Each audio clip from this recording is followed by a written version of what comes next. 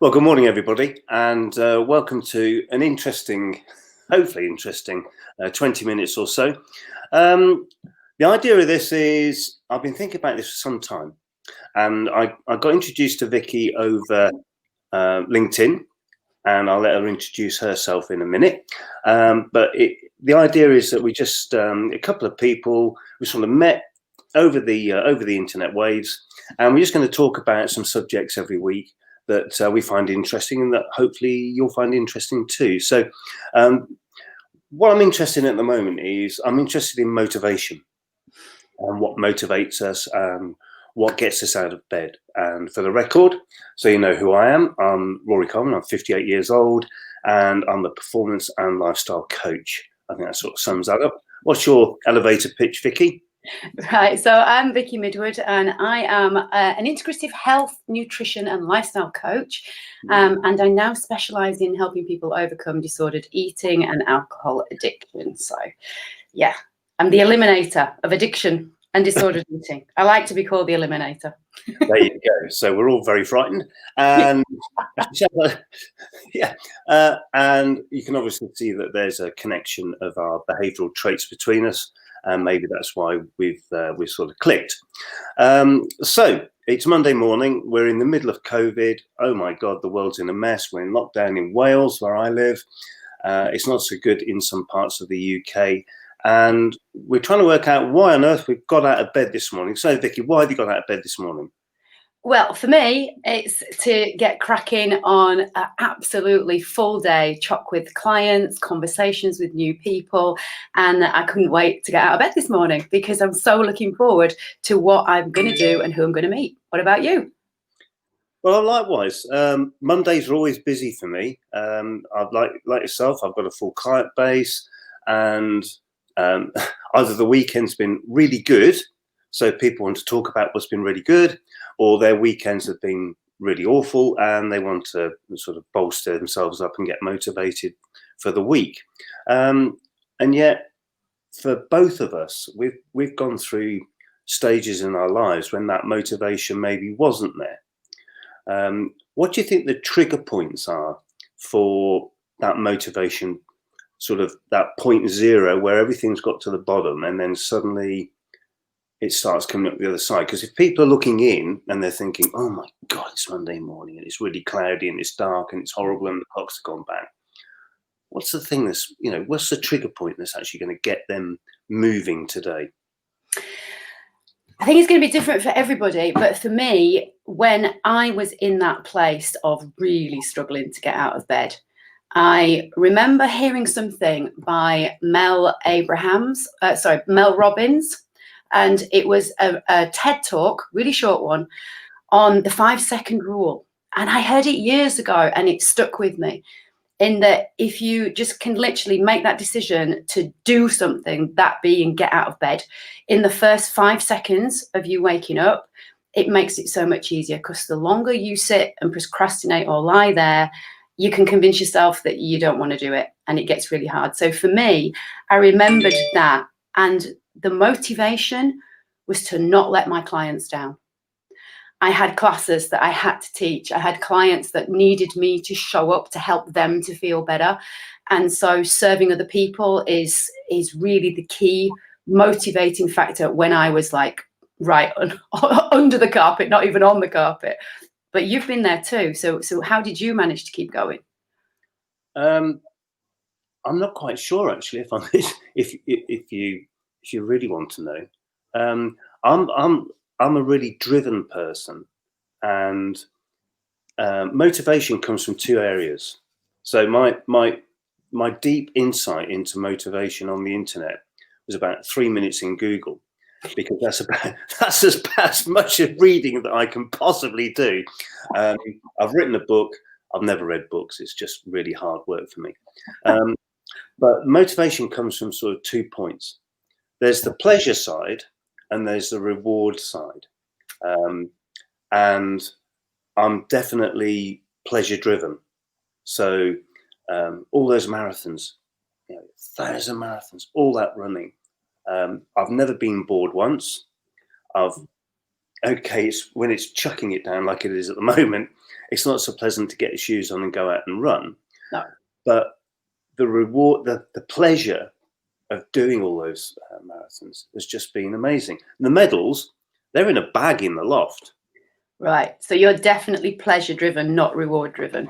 Yeah, because we've just before we started, we were talking about cars, and it's like, oh yeah, what car, what car do you drive, and with BMW and all this. It's like, no, I've done cars, I've done that reward thing and that esteem thing that people have, on the old Maslow's hierarchy of needs, all about that esteem of having the car, having the job, being the big person, and actually after a while you just think, do you know what? I'm not all that interested in it.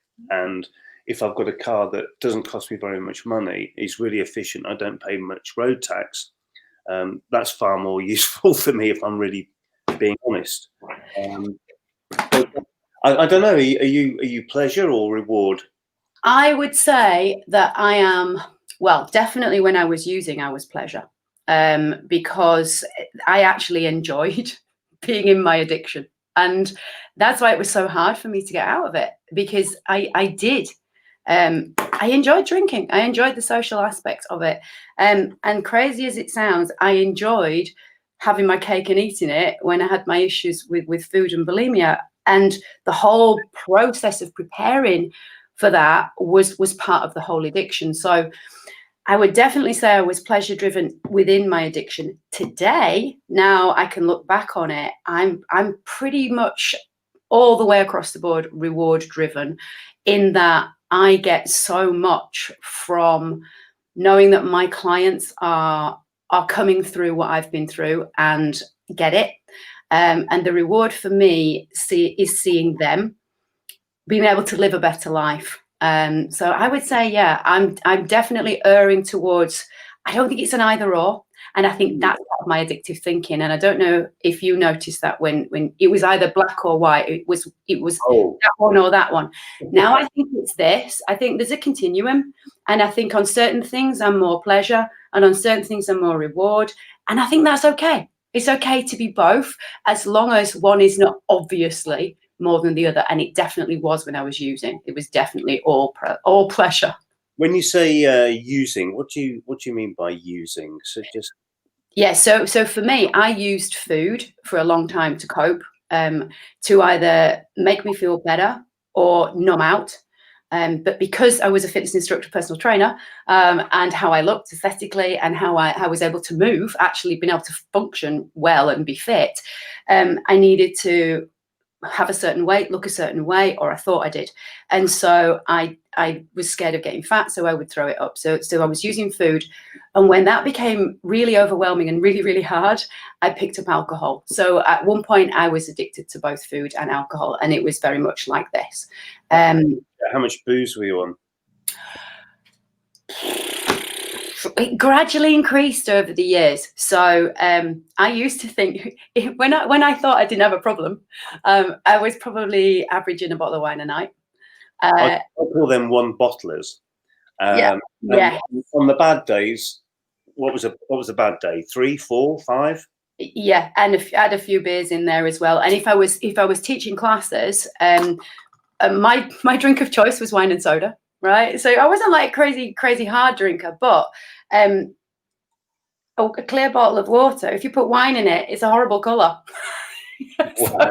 So I used to get the little cans of ready-made gin and tonic, and before a class I'd nip to the supermarket and fill up a bottle of water with that, because it looked like water. And that's towards the end. So there would be wine, there would be gin and tonic, and there would be beers. It was a significant amount, and yes, I was still functioning. But I'm sure you can relate, because you've been how many years clean and sober now? 26.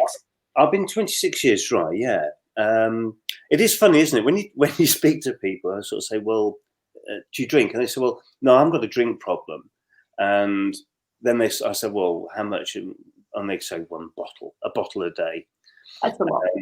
And then I said, "Well, yeah, I've coached 3 and 4 bottlers," and they go, "Oh, that's terrible." I don't realise that the one bottle's really. Yeah. But that's the addictive thinking of, I'm not that bad yet. And if I can control it at this level, I'm in control. And what we don't realize, and this affects motivation and getting up in the morning, is they forget how crap they feel the next day. Well, it's this duvet Monday, isn't it? Where people just go, oh God, the weekend. I got hammered Friday. I got hammered Saturday. I had a few on Sunday to sort of hair of the dog. Yeah. And it's like Monday. Oh my God, I can't function. I can't do my job today. I better work from home. I actually heard from somebody the other day. They were working from home and they were ill. I don't know how you not work from home when you're. That sounded quite unusual to me. So I don't know. I mean, that's because you're at home. I don't know. That's a whole other conversation. What does ill mean? Physically, mentally, just feeling crap, tired. Who knows? I mean, it's I think then people look to somebody else or something else to motivate them, don't they, to get going. In the last 2 years, how many days off have you taken? Through choice? No, through illness. None. Funnily enough, I haven't taken either. So we're motivated because we've got a diary to fill, and we work for ourselves, and there's no sick pay. And funnily enough, we drive on, even if we feel a bit crap or whatever. So it is interesting where, but we're lucky. Think about it, though. I think maybe this is where we can differ from some people who are watching, in that we are, as you've said, we both work for ourselves and we both enjoy what we do. And what we do means that we're helping other people. And that is kind of one of the key motivating and inspiring factors for us to continue what we're doing, because that's what lights us up. But we got a lot of people who have been where we are with alcohol, particularly, who are in a job that they don't really like.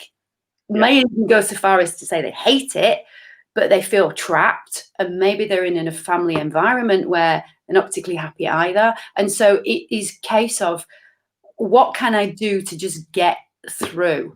And that is when motivation then becomes really challenging. I mean, do you have any ideas of what people can do if they feel like that? I always think it's, well, I do, because I think it's really important to forward think, always forward think.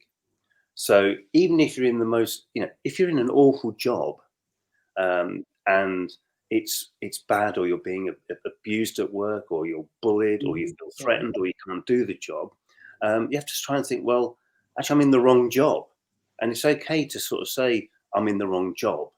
The problem is that we're all frightened of failure. And that's the big cop out for everybody. I'll just keep going. I'll keep going. My boss is horrible. It's like, well, okay, you can either wait for the boss to go or you go. But at the moment, there's a lot of opportunity. Okay, jobs are being cut. Not every job's being cut. No. There are some businesses in the UK at the moment that are really, really flourishing under lockdown. Right. And they're the people to go and chase. They're the people on LinkedIn to see who's doing what, who's being motivated to do things. You can think about where you live, think about who you're with. It's all about just trying to think forwards a little bit. Where do I want to be in 3 months? Okay, it's really crap now. We know that. Yeah. We know it's going to feel crap. Yeah, I think that's an excellent way of looking at it, if they have the belief that there is another option. And it comes down to beliefs and what you believe you are allowed, because some people don't think they've got choice. And this is something that you and I will come across an awful lot with our clients, is that they think things are happening to them and they don't have choice. Whereas if we can open up the idea that the choices are there if you go look for them, if you believe that you can have choice and that there is another way. And rather than coming from a place of fear, let's come from a place of, maybe if I get curious to see what's available to me, as opposed to, I need somebody to put a gun at my ass to go and have a look. You can go, oh, maybe if I just have a look. It doesn't have to do anything. You don't have to act on it. You can go have a look. But even knowing that that's okay, sometimes we just need permission. I don't know about you, but In my journey, I needed permission to say no to things. I didn't know I could. I didn't know that was a choice. And I also needed permission to try things and them not be right for me. Notice I didn't use the word fail because that's got so many connotations. And you're like me, a bit of a nerd when it comes to the words that we use in the language. And that's key in motivation, because it's the words we tell ourselves in our head, isn't it? Maybe you've got some key words that can help motivate people. For me, the biggest thing was that it was time out. Right. And I just got to the stage where I thought, hold on a minute, I need a timeout. And I call that point zero. That's when things can't really get any worse. Like that. Yeah. You just go, I'll have a timeout. And I just thought, I need to go for a run. Brilliant. I just need a timeout. And it didn't last 100 steps. But within 3 months, within that 3 months of forward planning, I'd completely changed everything. I'd changed my job. I was thinking about where I was living, about my relationship. I was thinking about lots of different things in just a 90-day period. And so you weren't a runner before, is that what you're saying? Yeah. Wow.